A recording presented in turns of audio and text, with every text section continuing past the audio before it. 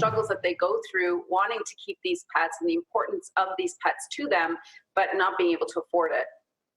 It's been really, really heartbreaking hearing the stories that we receive. And the most common theme is that they would rather feed their pet than feed themselves some days. Sisters Shania and Anya Bopa started an initiative to help homeless youth care for their pets after their volunteer work with the OSPCA gave them a glimpse at an upsetting reality.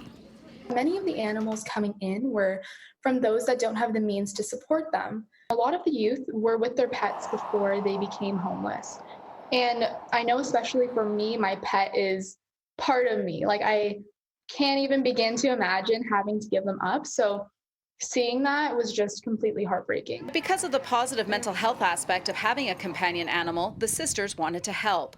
Their program, called the Canadian Courage Project, raises money and creates care packages for homeless youth with pets. They manage it all around their university and high school schedules. So last Christmas, I personally purchased items and created care kits to donate to homeless people downtown with pets. Right. And speaking to many of them, we noticed that they were denied access to homeless shelters because of their animal companions. Ever since then, we've had a couple fundraisers to raise funds. All of the funds raised, we use them to create care kits, and then we distribute them accordingly. Instead of deterring them from giving up their support system, we want to support them and support their mental well-being for owning their pet. It's an initiative that is applauded by the Ontario SPCA, who has also provided donations to the project.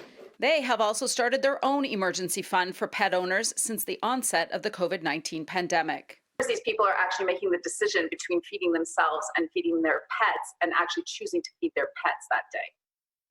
You know what? Decisions that have to be made that are really about necessities in terms of food for your pet are part of the reason why we started the Urgent Animal Care Fund at the Ontario SPCA.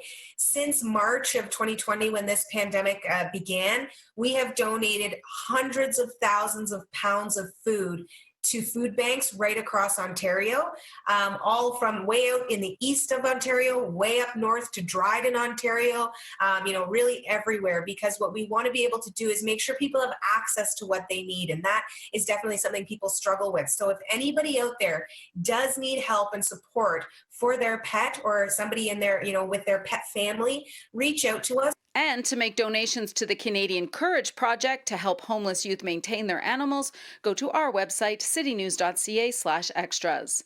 In Toronto, Audra Brown, City News.